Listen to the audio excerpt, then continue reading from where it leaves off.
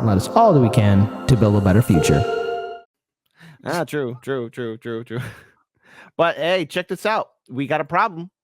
We have a serious problem. Macron says putting Western troops on the ground in Ukraine can't be ruled out. The French president said, "We will do everything needed so Russia cannot win the war." French President Emmanuel Macron said Monday that sending Western troops on the ground in Ukraine is not ruled out in the future after the issue was debated at a gathering European leaders in Paris as Russia's full-scale invasion grinds into a third year.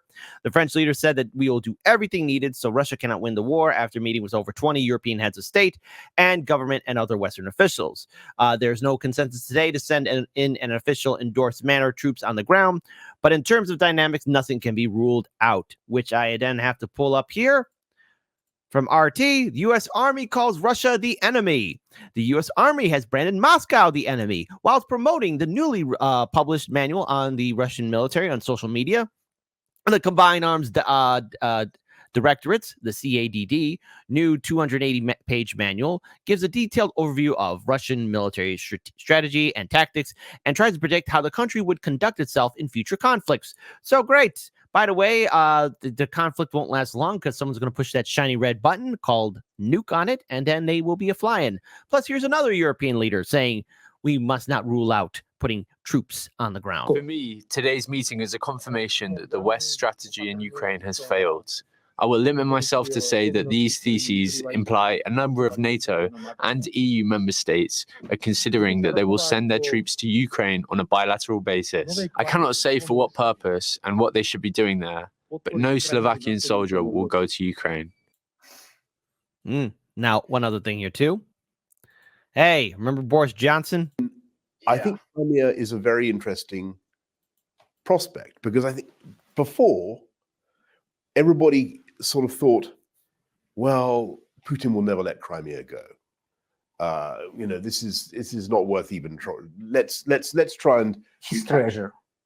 Yes, correct. Let's try and help Ukraine to recapture the land bridge. But now I think people are saying to themselves, first of all, it's possible to take back Crimea. Secondly, Putin is very vulnerable in Crimea. And if you look at the infrastructure, the logistics, there's a big opportunity there. So I think there's been a change in the way people think about Crimea. Ukrainian people, we believe in our victory, but we don't, sometimes some people do not see how could it happen. Russia is a huge country, and Putin has prepared for the war for. So I just want to play those pull up those articles and those first two videos.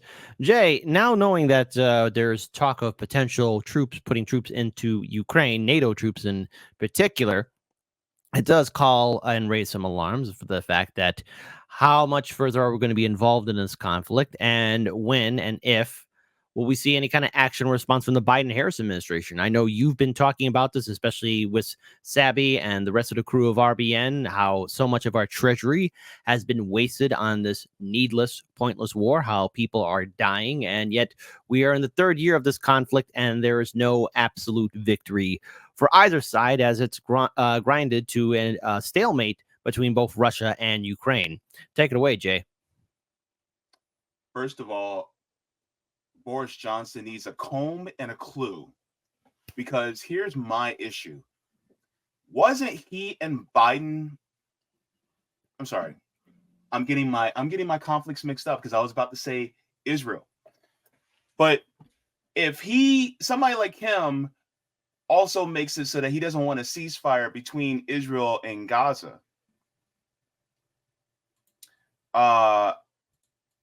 wasn't it him who, I'm sorry.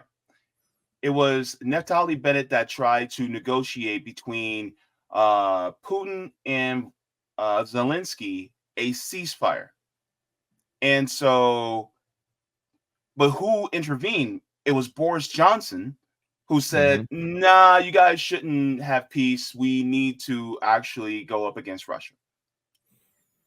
So with that being said, and Naftali Bennett somehow denies it afterwards, even though it was brought out. And Naftali Bennett was trying to broker a peace deal. Putin said, I'm still down with a peace deal.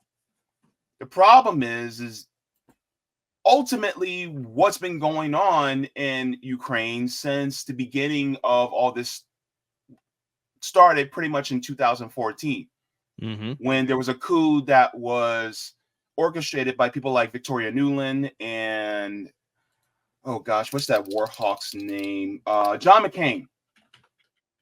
So because of that coup being orchestrated, and then the coup happening, and then of course you have 14,000 ethnic-speaking Russian-speaking Ukrainians that were killed in the Donbass.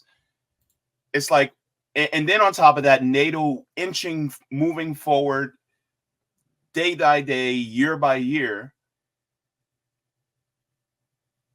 What Russia did was basically to help the ethnic-speaking Russian-speaking Ukrainians. With that being said, if you guys keep inching NATO eastward, then of course Russia's going to see that as an aggression. But you're using Russia helping out the Russian-speaking Ukrainians as a cudgel to be able to go in. And ultimately, what is this about? This is about replacing Vladimir Putin with a puppet, just like they do all the other nations around the world, so that they can have control over Russia and the resources that Russia has. Because Russia is pretty much the largest country on earth. And so they want access to all those resources. You know, what I find enraging is that, you know, we have these world leaders who can and do have within their power to call for diplomacy, that can call for peace talks immediately. And yet here we are in the third year of this stupid war that could have been avoided. There could have been peace talks. There could have been a chance for, you know, both sides to sit at the table, a real sit down. But this war was provoked by Western powers against Putin, and neither side is a saint. That's how I view it. This is a battle between world leaders who, once again, use people, average day, simple people, regular people trying to get on by in a world that's understandably out of their control, and use them as pawns in this unending forever war. And look at the cost of it. Countless lives forever lost. But yet we have this guy Zelensky who is now still begging for more money.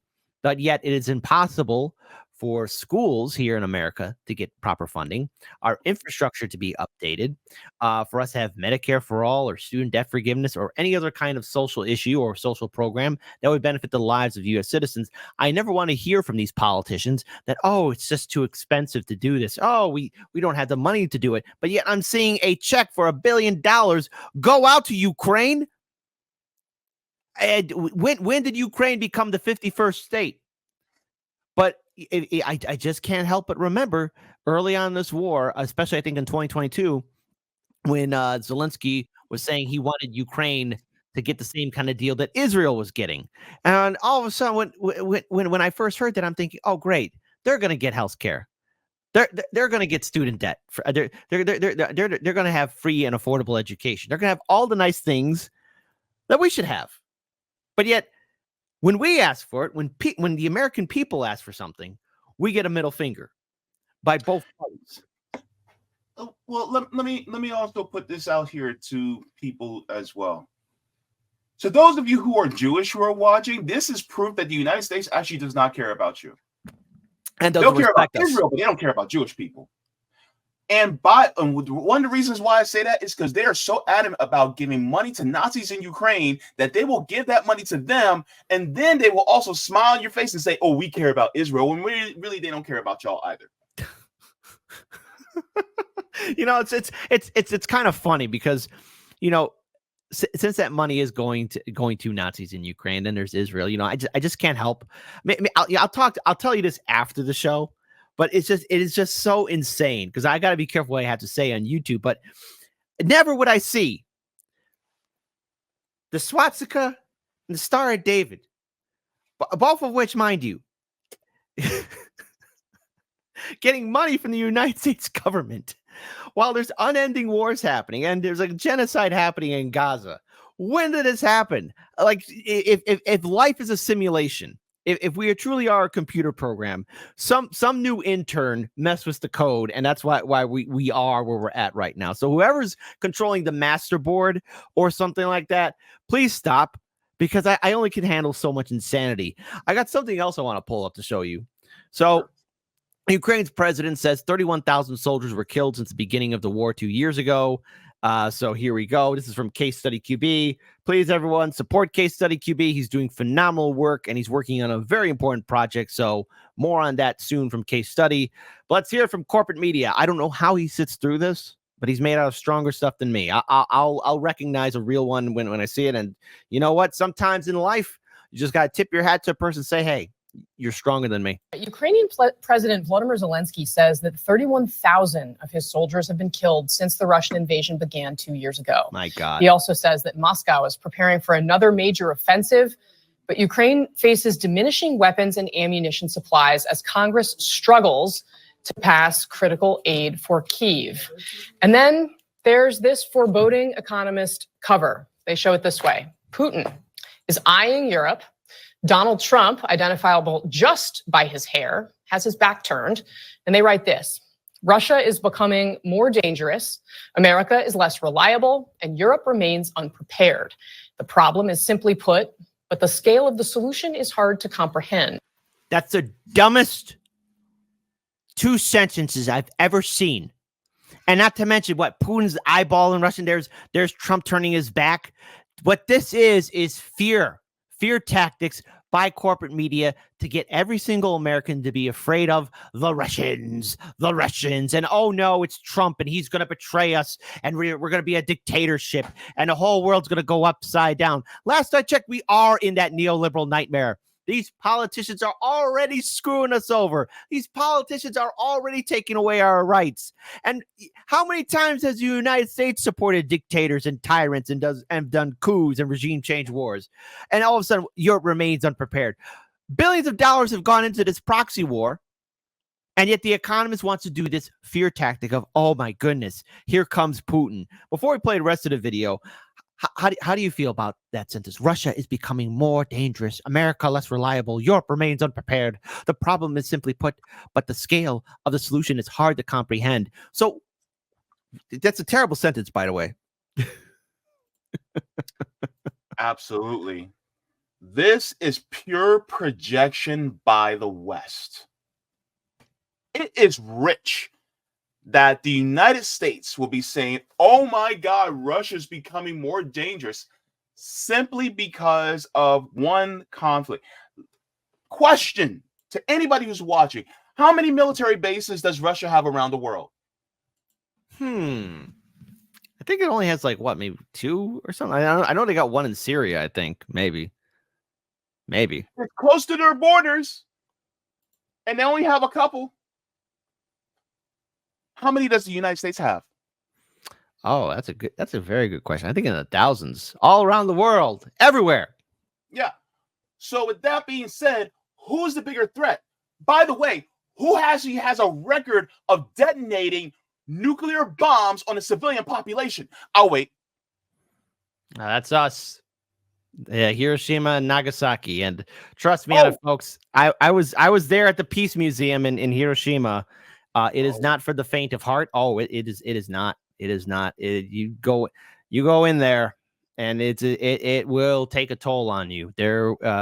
I was there in January of 2020. I had a chance to visit the city of Hiroshima. Beautiful city, wonderful people. The Peace Museum is not for the faint of heart. You will walk out a changed person. That's all I can say. And just prepare yourself. The imagery and the artifacts and the stories will remain with you. That's all I'll say. That's another conversation for another day. Yeah.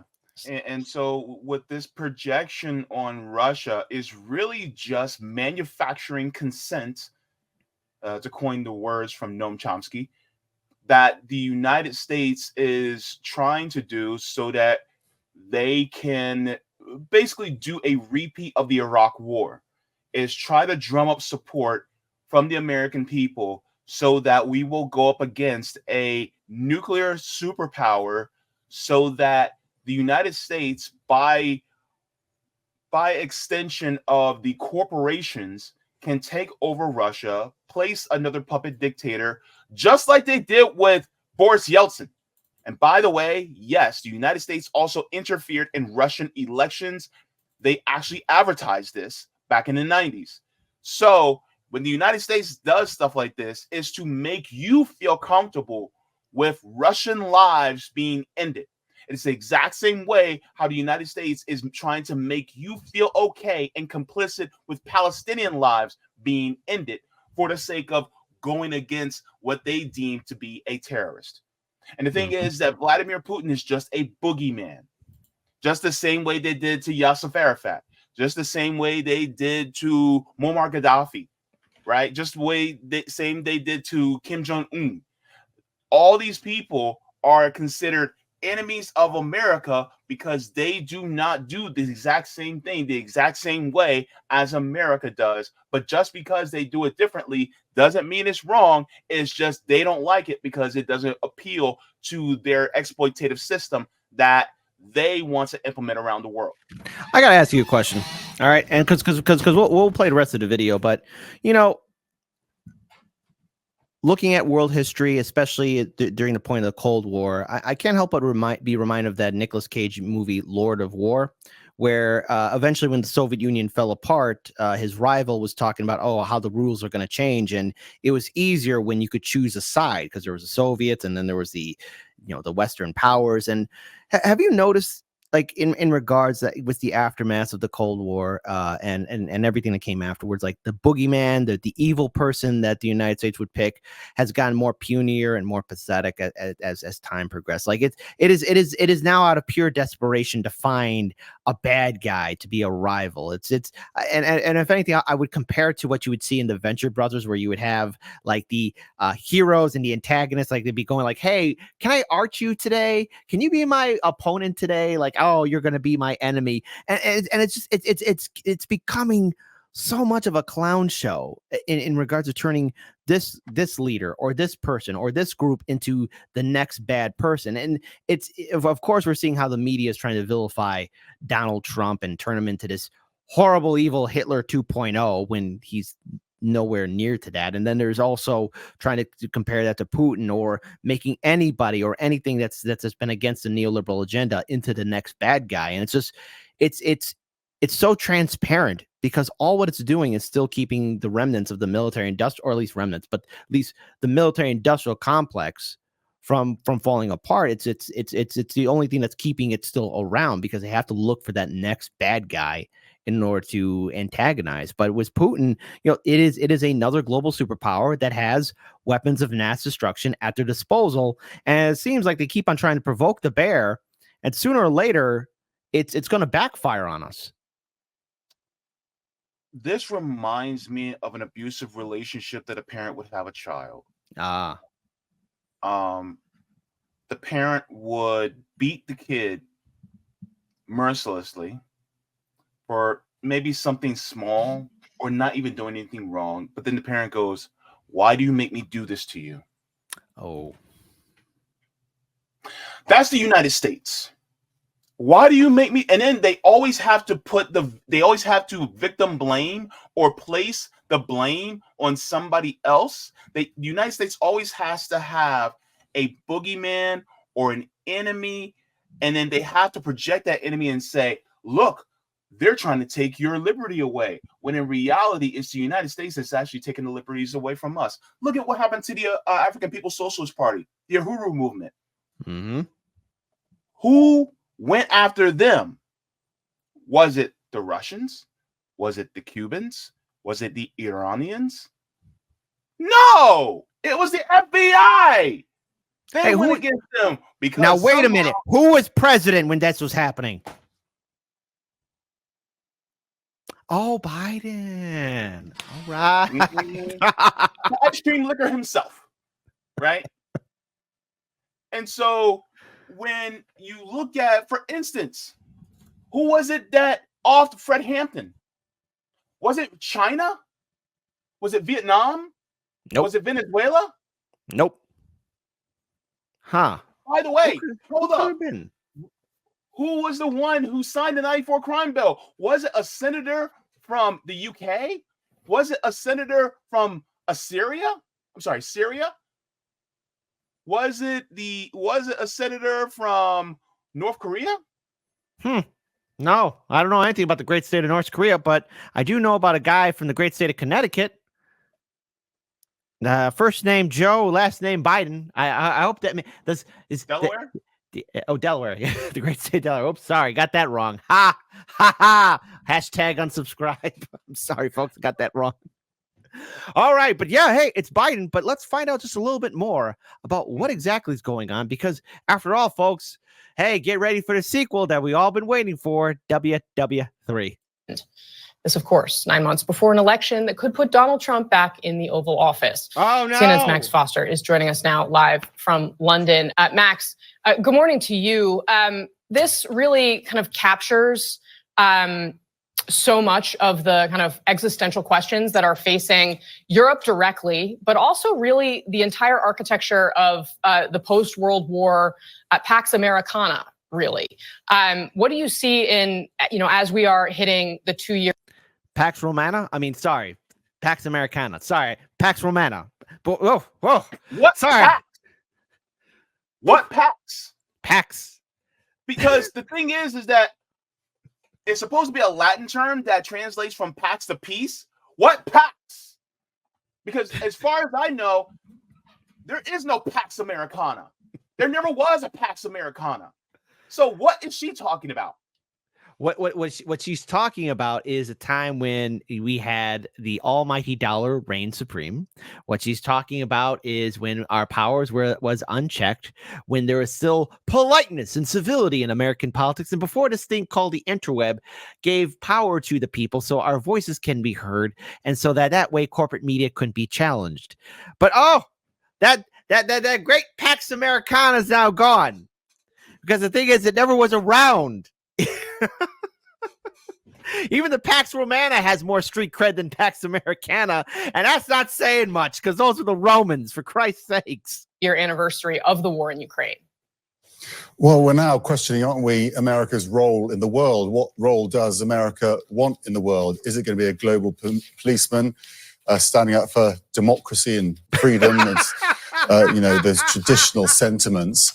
Or is it going to withdraw from the world and focus much more on problems back at home, which obviously will play much better running up to the election? The reality is, Woo, Jay, are you okay? You seem angry, man. Okay. It's all right. It's all right. Your mic's still mute, my friend. It's all right. All right. That's all right. That's all right. Breathe. We'll play a little bit more of the video. Breathe. Please breathe. These meetings around Ukraine money in Washington are existential for many parts of the world, because without that money, Ukraine won't be able to win the war. I think that's the analysis you get from any expert that speaks to this. If Ukraine can't win the war, how far will Russia carry on into Ukraine? Does it carry on beyond Ukraine? The comment that the Economist is making here is that Europe is unprepared to fill in that gap. It's not a cohesive group. It's a selection of different nations who have their own tensions. It can't step up into that global policeman role. Can't even probably defend Ukraine against Russia, because it's not coordinated enough and doesn't have enough resource to put in there. So it is existential, and it's all coming, it really starts in Washington, this conversation right now. Right. Well, and even the argument that Europe just wouldn't even have the capacity to defend itself in many cases, that the defense capabilities in many countries have withered away because there's been so much protection from the Americans. Max, I want to show you. So in other words, we're the global police force, the world superpower. You know something, Jay? I actually here's the thing. I want you to say something, but I'm going to let you hold, because I want to give you the final word, the final analysis after all this, because I just see the rage building up. And so it'd be unfair for me to pause right here. I want you to just still absorb this video. There's still 2 more minutes in it. 2 more minutes. What the National Security Advisor, Jake Sullivan, had to say over the weekend. He said that he talked to the House Speaker, Mike Johnson. He claims Mike Johnson says he wants to do something about Ukraine. But here was his warning. Watch Sullivan. History is watching whether Speaker Johnson will put that bill on the floor. If he does, it will pass. We'll get Ukraine what it needs for Ukraine to succeed. If he doesn't, then we will not be able to give Ukraine the tools required for it to stand up to Russia, and Putin will be the major beneficiary of that. So history is watching, he says. I mean, Max, I think the reality here, at the Capitol, just down the road from where I'm sitting right now, is that Republicans are so divided that there is no clear path forward for this. And the stakes, as Sullivan has said, I mean, I think the other phrase he used at one point on the Sunday shows was, hey, he could bend history right now. But Johnson is a pretty small figure in the face of this. But he's sort of extending what we were just talking about there, wasn't he? So if America and Europe can't hold back Russia, for example, this really speaks to, the world order. If the West is divided on how it responds, or it becomes more insular, it does create a vacuum which Russia and, in the background, China could step into.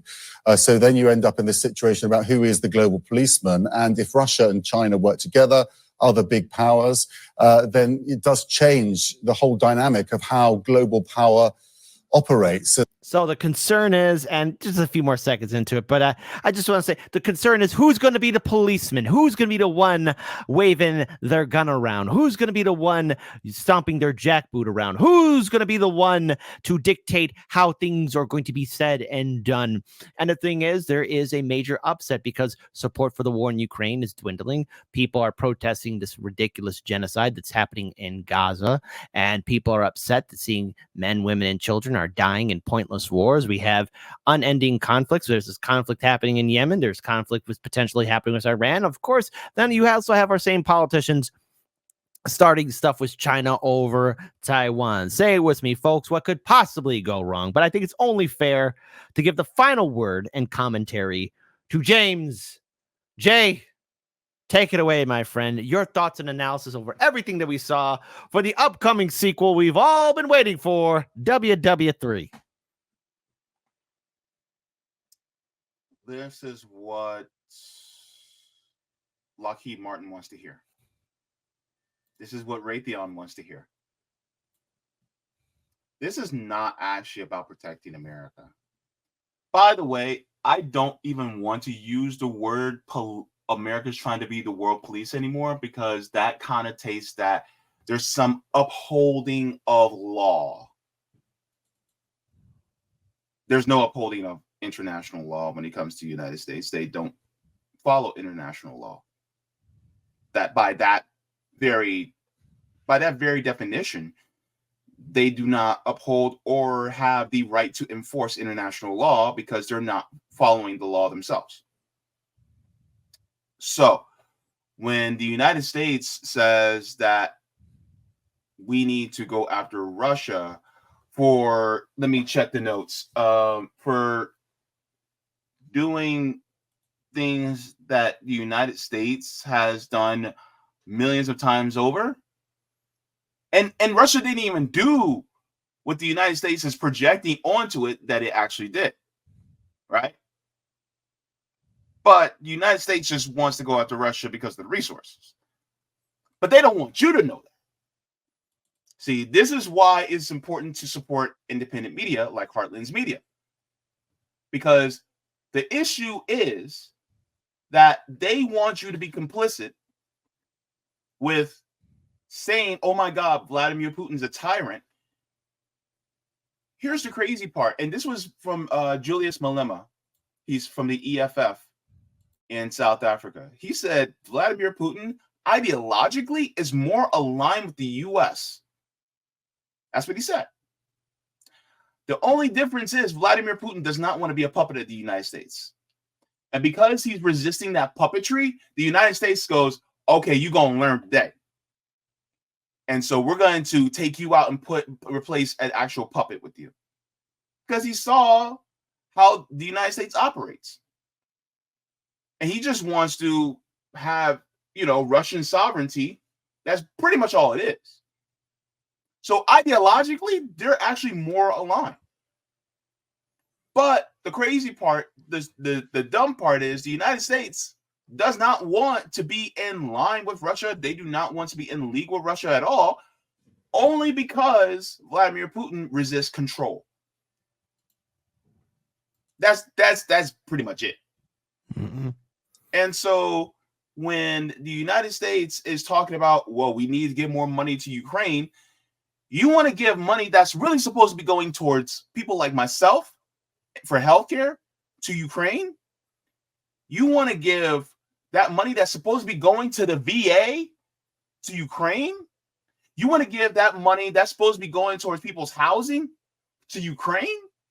Mm-hmm. Meanwhile, Ukrainians are coming in here by the boatload, and they are coming in here given all types of subsidies and assistance to come here.